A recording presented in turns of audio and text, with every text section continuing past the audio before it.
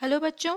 तो पहले हम क्वेश्चन पढ़ते हैं कि हमको क्या दिया गया है इस क्वेश्चन में कि an acidic solution of copper 2 sulfate containing some contamination of zinc and iron 2 ions was electrolyzed till all the copper is deposited.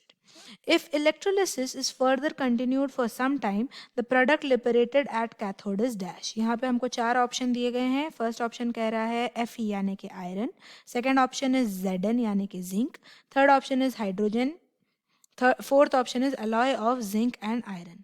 तो पहले देखते हैं कि यहाँ पे जो हमारा की कॉन्सेप्ट है वो क्या यूज हो रहा है ना। तो जो की कॉन्सेप्ट है वो कहता है कि हमारा जो इलेक्ट्रोलिसिस है उसमें दो इलेक्ट्रोड्स होते हैं।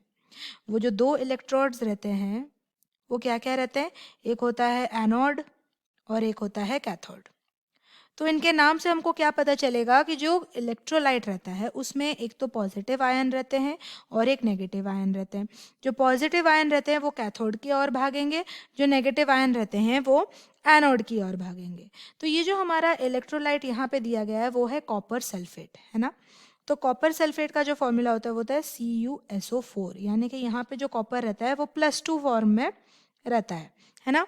तो कैथोड पे क्या होगा कि कॉपर का डिपोजिशन हो जाएगा, तो कैथोड पे रिडक्शन रहेगा, जो कि हमारा कॉपर 2+ आयन 2 इलेक्ट्रॉन गेन करके कॉपर सॉलिड के फॉर्म में डिपॉजिट हो जाएगा।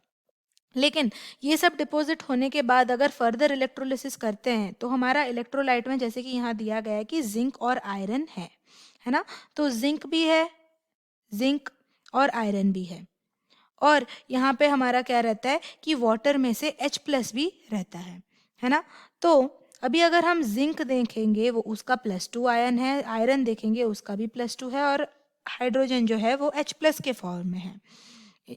अब ये जब रिड्यूस होगा तो जिंक 2 इलेक्ट्रॉन गेन करके जिंक सॉलिड बनाएगा, आयरन 2 इलेक्ट्रॉन गेन करके आयरन सॉलिड बनाएगा और H+ इलेक्ट्रॉन गेन करके H2 बनाएगा।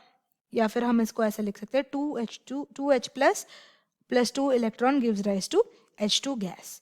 अब अगर इसका हम इलेक्ट्रोकेमिकल सीरीज में एक एक करके रिडक्शन पोटेंशियल देखेंगे तो H+ का इलेक्ट्रोड पोटेंशियल होता है 0, Fe का होता है -0.44 वोल्ट्स और जिंक का होता है -0.76 वोल्ट।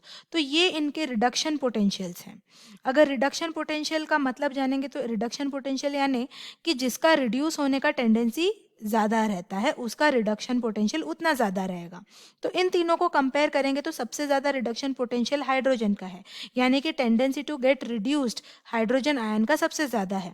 तो इन ये तीनों चीज़ें सोल्यूशन में है और सबसे ज़्यादा रिडक्शन पोटेंशियल हाइड्रोजन का है। तो इसीलिए कैथोड के पास इन तीनों में से सबसे ज़्यादा स्पीड में हाइड्रोजन भागेगा, यानी कि H+ अभी 2 इलेक्ट्रॉन गेन करके H2 गैस फॉर्म करेगा एट कैथोड।